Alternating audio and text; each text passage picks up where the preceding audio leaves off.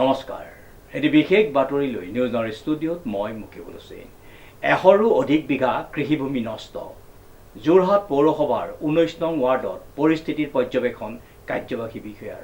News নাওৰ এক বিশেষ প্ৰতিবেদন। ১০০ৰো অধিক বিঘা কৃষিভূমি নষ্ট। যোৰহাট পৌৰসভাৰ ১৯ নং ৱাৰ্ডত পৰিস্থিতি পৰ্যবেক্ষণ কাৰ্যবাহী বিষয়াৰ। উল্লেখযোগ্য যে যোৰহাটত পুনৰ কৃত্ৰিম বানৰ ফলত ব্যাপক ক্ষয়ক্ষতিৰ সৃষ্টি হৈছে। এইবাৰ যোৰহাট পৌৰসভাৰ ১৯ নং ৱাৰ্ডৰ অন্তৰ্গত একাধিক এলেকাত বানপানীয়ে কৃষকসকলক বিপদত পেলাইছে। আমি এইকেইদিন সদায় লাগি আছোঁ। যেতিয়াই পানী হয় আমাৰ গোটেই টিমটো ওলাই আহে। পানী হোৱাৰ সমস্যা বহুতকেইটাই আছে। আমি অভাৰঅল গোটেই ইছ্যুটো আমি অভাৰঅল চাব লাগিব। আমি এইটো অকল ড্ৰেইন বা অকল ৰাস্তা বা অকল ফ্লাইঅভাৰ বুলি চালে নহ'ব। ইয়াতে বিভিন্নটা ইছ্যু জড়িত হৈ আছে।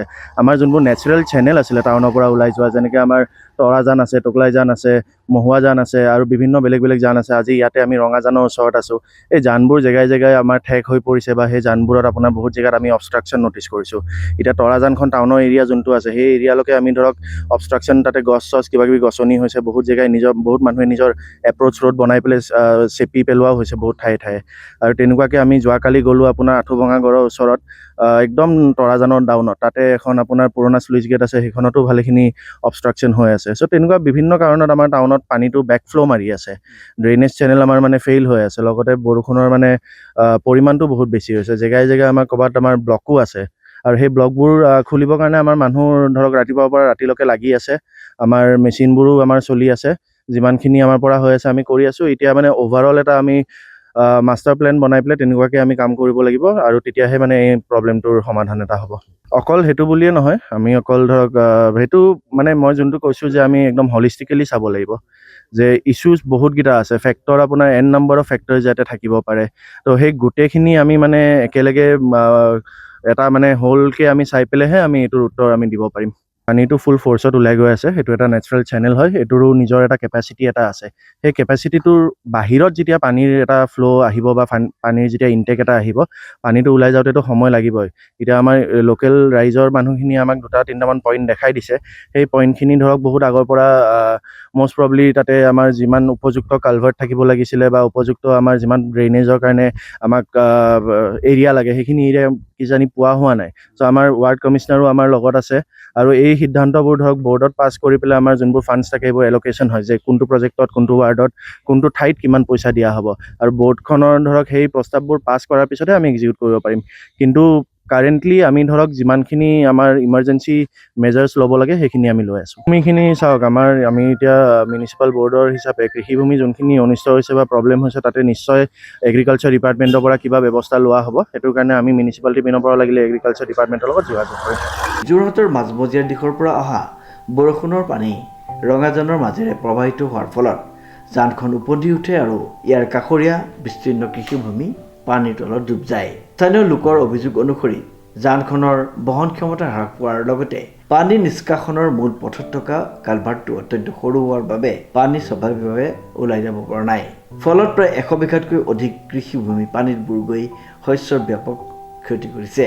কৃষকসকলে ইতিমধ্যে লক্ষাধিক টকাৰ লোকচানৰ সন্মুখীন হোৱা বুলিও জানিবলৈ দিছে।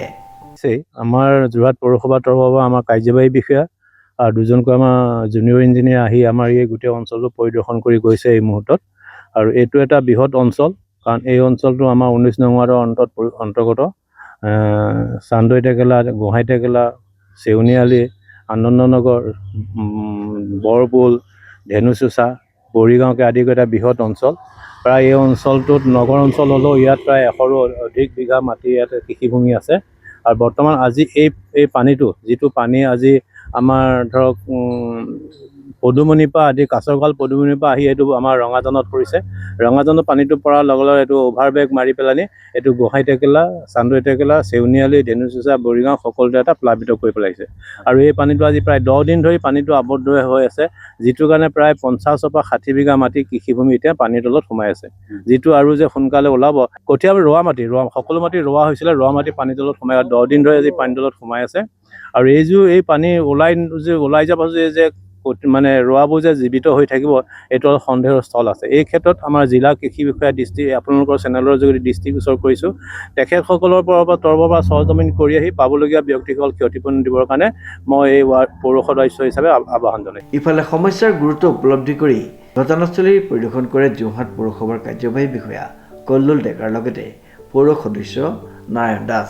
পৰিদৰ্শনৰ অন্তত কাৰ্যবাহী বিষয়াই জানিবলৈ দিয়ে যে ক্ষয় ক্ষতিৰ সম্পূৰ্ণ বিৱৰণ সংগ্ৰহ কৰি সংশ্লিষ্ট বিভাগৰ সৈতে আলোচনা কৰা হ'ব। লগতে কৃষকসকলে যাতে চৰকাৰী নিয়ম অনুসৰি প্ৰয়োজনীয় সহায় লাভ কৰাৰ কথা উল্লেখ কৰে। ইয়াৰ পাছতে ব্যৱস্থা গ্ৰহণ কৰা হ'ব বুলি আশ্বাস প্ৰদান কৰে। অন্যহাতে স্থানীয় ৰাইজে যানখনৰ খনন, পানী নিষ্কাশনৰ পথ বহল কৰা আৰু সৰু কালভাৰ্টৰ ঠাইত ডাঙৰ কালভাৰ্ট নিৰ্মাণ দাবী জনায়। এনে ব্যৱস্থা গ্ৰহণ নকৰিলে ভৱিষ্যতে সামান্য বৰষুণতে একে ধৰণৰ কৃত্ৰিম বানপানী আৰু কৃষিভূমিৰ ক্ষতি অব্যাহত থাকিব বুলি আশংকা প্ৰকাশ কৰা হৈছে। কাৰ্যবাহী আহিছিলে এই আমাৰ এই মিউনিচিপালিটি এৰিয়াৰ ভিতৰত যিটো আমাৰ কালভাৰ্ট আছে সেই কালভাৰ্টটো ইতিমধ্যে পানীটো খুব কম কাটিছে তাৰমানে। আৰু তাৰ উপৰি আমাৰ গাঁৱৰ যিটো ৰাস্তা আছে তাত মানে ছাইডত মানে হেৰি নাই, ড্ৰেইন নাই তাৰমানে। সেই ড্ৰেইনবিলাকক মানে বশীকৰণ নকৰিলে এই পানীখিনি মানে ওলাই নাহে তাৰমানে। এইবছৰ অলপ পানীটো বেছি কাৰণে যে প্ৰতি বছৰে হয়ে তাৰমানে। ঠিক আপোনাৰ প্ৰতি বছৰে সেইটো হয়, আগতেও হয় তেনে, কিন্তু এইবছৰ অলপ বেছি হৈছে তাৰমানে। আগতে মানে পানীটো ওলাই গুচি যায়, পানীটো ওলাই গ'লে মানুহে খেতি পথাৰ কৰিলে অলপ সুবিধা পায়। এইবছৰ জাষ্ট পানীবিলাক আহিয়ে আছে, আহি থকাৰ কাৰণে পানীবিলাকে মানে বাৰে প্ৰতি হেৰি কৰি আমনি কৰি আছে খেতি পথাৰত, ঠিক আছে। আৰু এতিয়াতো ৰুবৰ সময় নাই, আৰু এতিয়া শাওন যাবই হ'ল, এতিয়া কেনেকৈ ৰুব মাটি মানুহবিলাকে, কঠীয়াও নাইকিয়া হ'ল মানুহবিলাকৰ। সেইকাৰণে এতিয়া মানুহবিলাকে আপোনালোকে কিবা এটা ব্যৱস্থা কৰি পেলাই চাওক কি হয়। অনুপম বৰাৰ ৰিপৰ্ট, নিউজ নাও।